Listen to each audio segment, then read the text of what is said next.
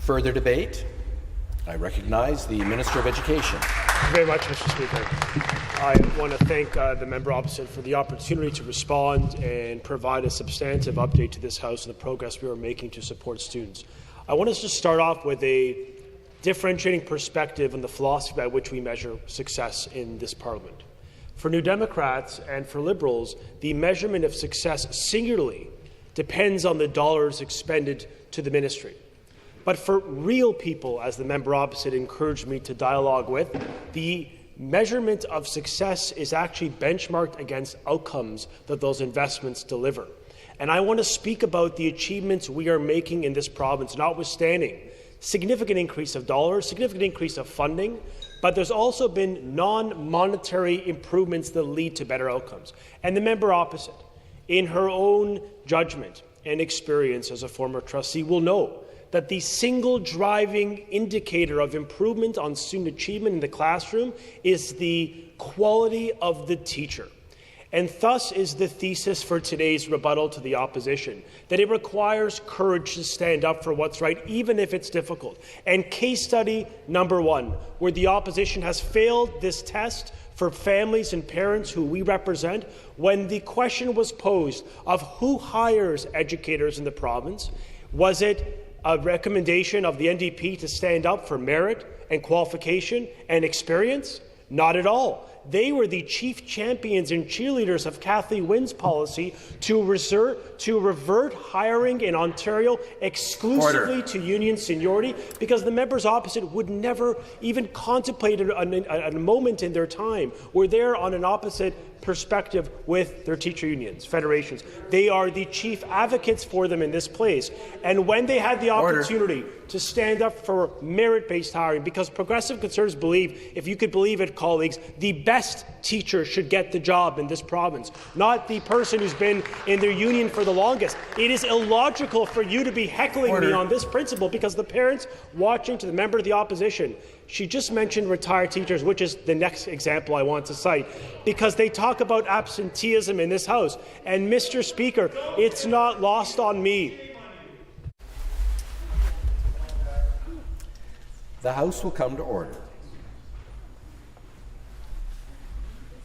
Minister of Education has the floor.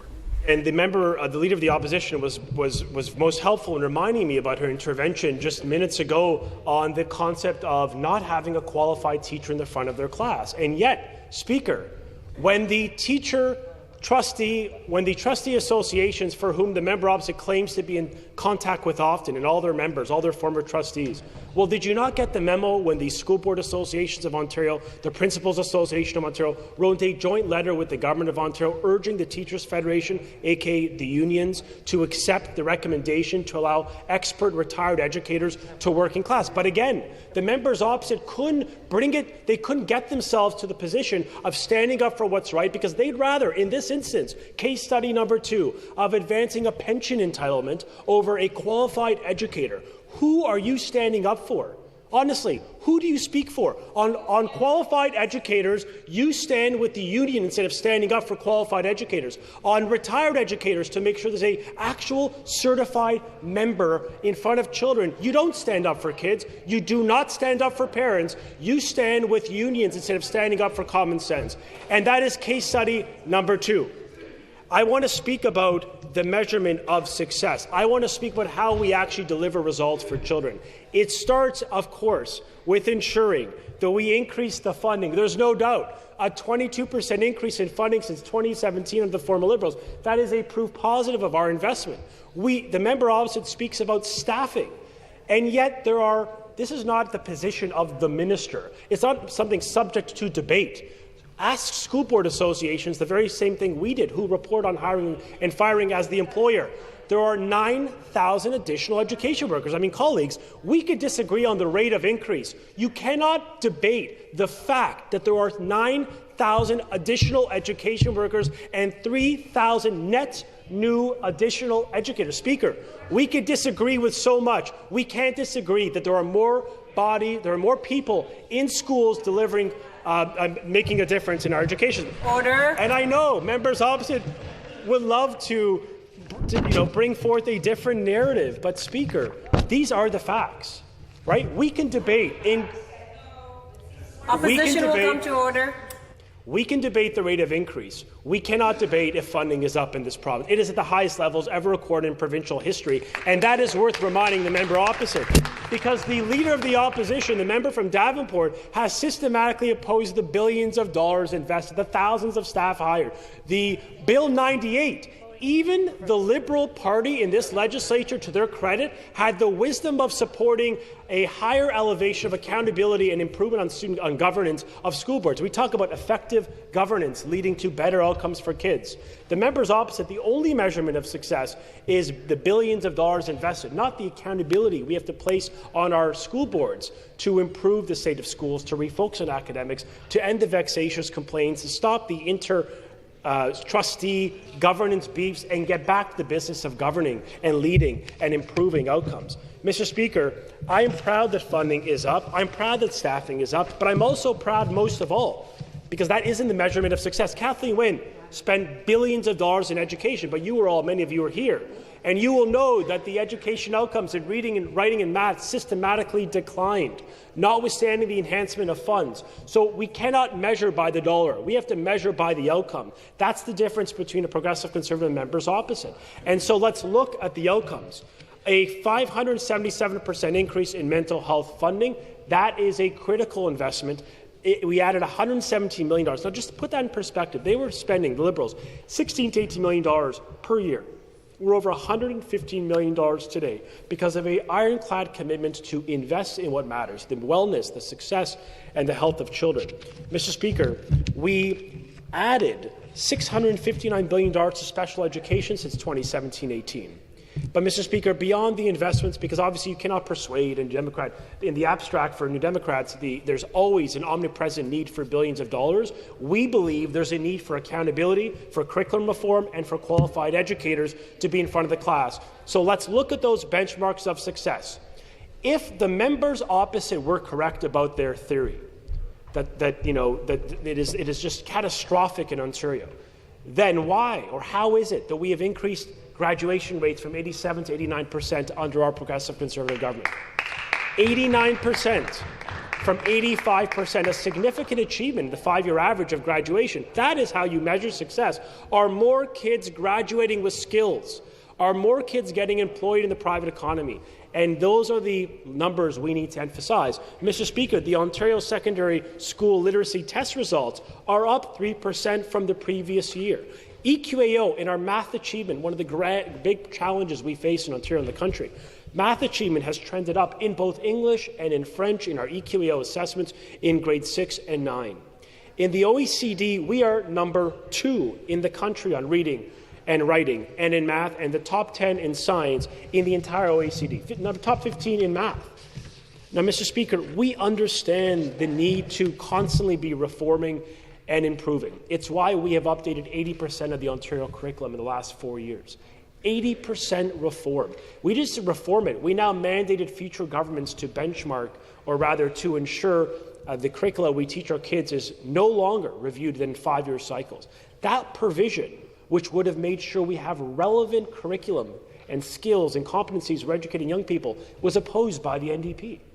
They actually oppose the Better Schools and Student Outcomes Act that elevates the voices of parents and the transparency on school boards. In what world could someone who claims to be an advocate for public education, in what world could the education critic or the leader of the opposition, as they heckle, how can they say they want less accountability for school boards? How can they want less empowerment of parents' voices in their child's education? Like honestly, the overwhelming observation for me as a more generational person in politics is, from a policy perspective, the irrelevance of the opposition as it is the disconnect between your values and those of real people. There's a difference between downtown Toronto perspectives and the entire province. If you like it, for example, on cell phones and vaping and on cannabis, when we announced the plan, the opposition didn't support the plan. They didn't actually recommend, they didn't agree with the premise that there's a problem. They've set a peep on these issues for months and months and years. Instead of being constructive, they opposed it in the abstract. They've said nothing really meaningful. But parents 86% of parents in recent public opinion survey reported by The Star, 86% of parents said do something about it. And the Leader of the Opposition has the audacity today to proclaim that this is some irrelevant issue, as if the distractions of education isn't at the core of some of the great difficulties kids are facing when it comes to mental health, bullying, and academic achievement. They are not on the side of parents, and they never have been. They will speak up and stand up for the special interests in this province, but they will never speak for the parents of this province who demand better for the children we represent, better outcomes on reading, writing, and math, and better achievement when it comes to academics. And that is what we stand up for today. Mr. Speaker, we announced the early reading screening. Every child, the only jurisdiction in Canada, will screen children in senior kindergarten, grade 1 and 2 for the literacy. Opposition from the members opposite. Why? How can the members opposite oppose the Ontario Human Rights Commission's Right to Read report? When we announced the new language curriculum, they actually opposed it, siding with the teacher union instead of with parents, science, and data, who urged the government to come up with systemic, evidence-based interventions on literacy, because the former government's language curriculum left some of the most vulnerable kids behind. Again, is this about public policy? Is it about data? Or is it about blind adherence to ideology? And that is your theme. That is your common theme. It isn't about data. Like, objectively, how can you look at that and say, you know, maybe the Human Rights Commission, maybe leading educators in pedagogy, maybe they're wrong, and I, insert politician from the opposition, am right, that I am the keeper of knowledge. Mr. Speaker, it is offensive intellectually to even have a debate when the Human Rights Commission urged government to act, and we did. Within weeks of getting that report, we announced our intention. We introduced the curriculum. We brought it forth this September. It restores phonics and cursive writing and critical thinking skills and screening assessments. Opposed by the opposition, but supported by all the evidence and all the leaders. We are actually getting ahead of the curve. Most jurisdictions are now going to be catching up with the reform to having daily systemic instruction on literacy and the return of phonics within our schools. It isn't about doing what's right, because if it is, like the mission statement of New Democrats in this House could be going along to get along with all the special interests of Ontario. They've never opposed their primary supporters and donors. They never do what's right for children. They never stand up for parents in this province who demand that we eliminate distractions, that we get back to basics in the classroom, that we reform the curriculum, and that we invest in modern schools, which is why, weeks ago, with the Minister of Finance, on behalf of our Premier, we more than doubled the funding of the actual brick-and-mortar, the facilities that educate our kids. We may have a modern curriculum, but we have to have modern schools too. And we doubled the funding, which was the #1 ask of school boards. We more than doubled it, 136%. And again, on the day we did that, the opposition couldn't say a word. They couldn't even bring themselves to acknowledge the incrementalism of how that achieved investment makes a difference in our communities. When we cut the timeline by half to build in Toronto, Speaker, because it takes 10 years to build in this city, among many other parts of Ontario. Do you think that the opposition would have celebrated that with the New Democratic Mayor of Toronto and the Progressive Conservative Government of Ontario and school boards of all political associations that we came together with the plan to cut construction timelines by half? But it wasn't about getting schools built faster or delivering more schools. It simply is about opposing, because that is the core competence of NDP members, instead of standing up for what's right. Instead of even coming together, as some other parties in this House has done from time to time. It reminds me weeks ago when I was standing with the Minister of Labour and we announced a plan to introduce the FAST program, which is the Accelerated Apprenticeship Program in Ontario. You know, private sector unions rallied behind this concept. It is based on the German model. It is literally based on the German model, the leader in global experiential learning, to accelerate paths. They still have to take literacy, they still have to take language and math courses in grade 11 and 12. But again, do you think the members opposite stood with private sector unions? Did they stand with parents and those that aspire for their kids to get a good job and get out of their basement? No, they did not. Because it isn't about good ideas. It isn't about results. It isn't about measuring success according to what improves the life and the quality of a child as they leave our education system. It is singularly about advancing blind ideology over the pragmatic public policy of this government. And again, there's a reason why in Milton, in Lambton, Kent, Middlesex, and I say this respectfully, you were in a wholesale rejection because your ideas, the downtown New Democratic Party of a contemporary NDP, is so disconnected. You've You've lost your way from the values of working parents. And frankly, the numbers speak results. I mean, my goodness, you lost a seat to the Greens in Kitchener Centre. Why don't you reflect for a nanosecond of what that means? What does it mean when communities in rural communities, urban communities, suburban communities, you lost all your Brampton seats? What is the message, New Democratic colleagues? It's that you guys are out to lunch and disconnected and out of touch from the real priorities of people. The opposition member trivializes the increase of federal tax. Honestly, it wasn't part of my plan, but how can you say this? How could your motion include components about supporting parents when the Progressive Conservatives brought forth successive support for parent payments of over $1.8 billion? It was the leader, then opposition, a critic for education, who said we were wasting money, called the funding we gave parents, the $200 or $400 checks, literal waste, condemned me for bringing forth such a concept of giving parents money through the pandemic and beyond because of the cost of living. Do you see the irony of your motion and your voting record? Like, honest to goodness, you opposed when we launched the largest touring program in Canadian history, publicly funded, delivered by qualified educators.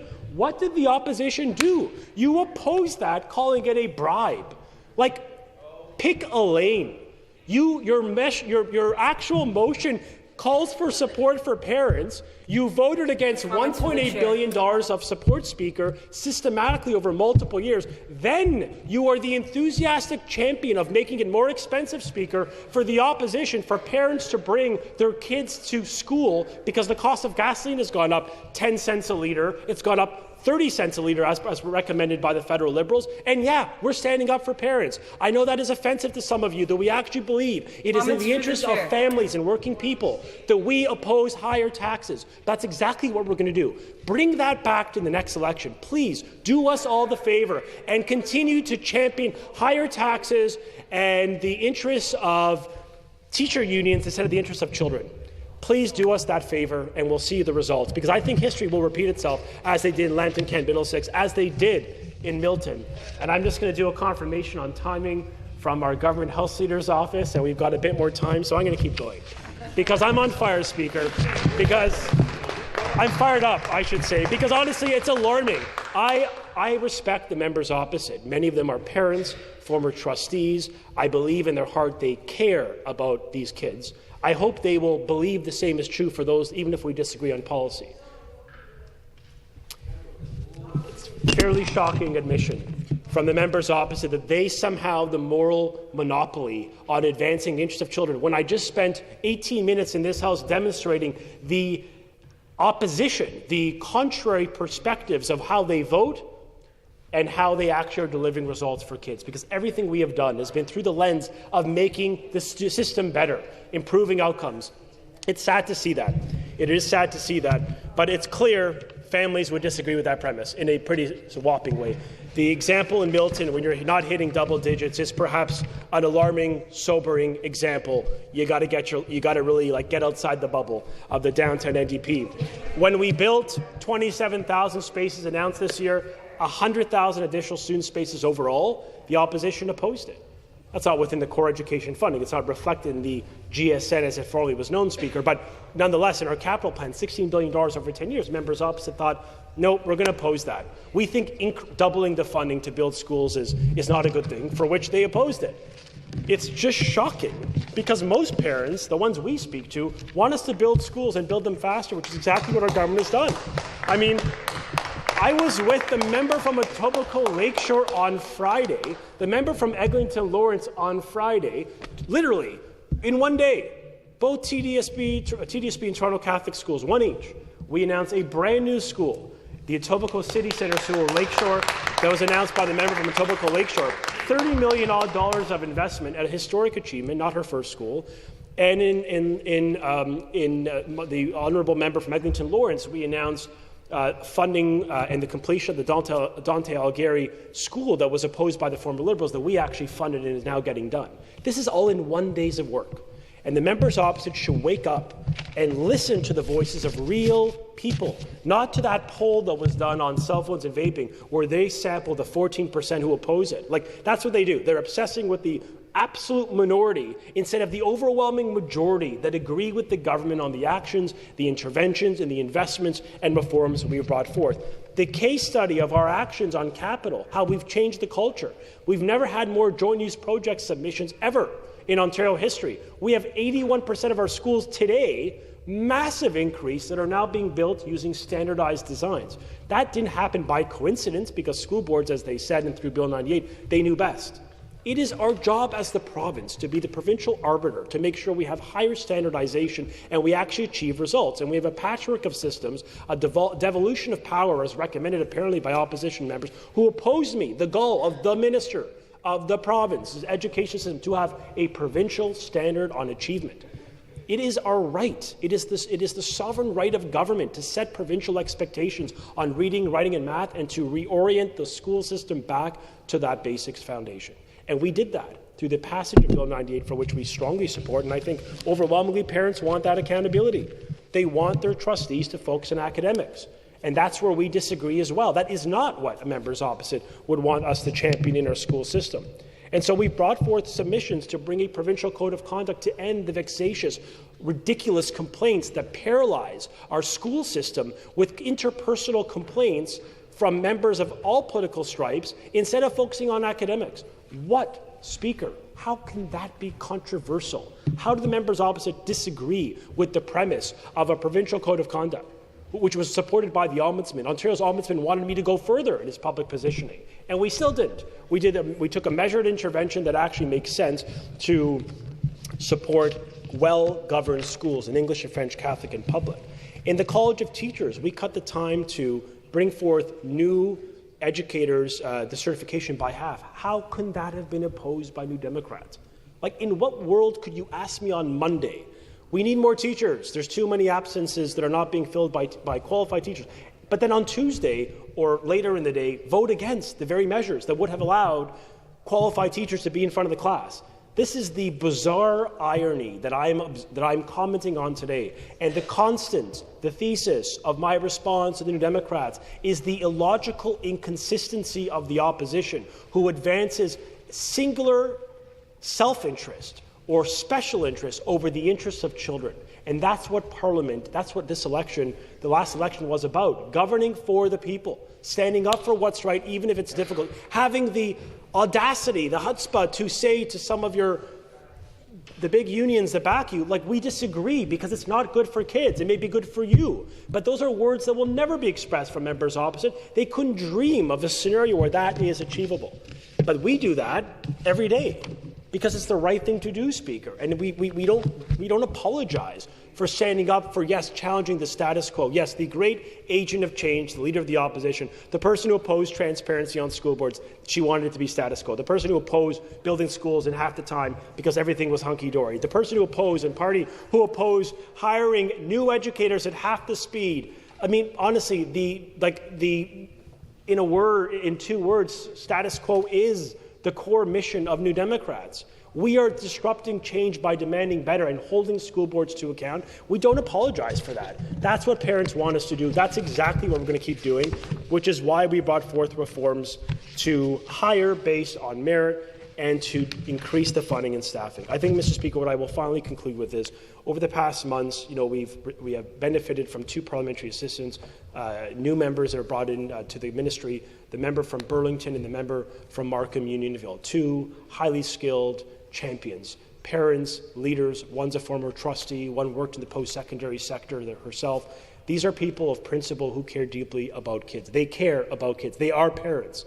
Okay, they got into this because they have experiences that has just totally fueled their desire to see a better country and a better education system for the next generation. And I believe that they, at their core, we at our core as a government, is committed to that change.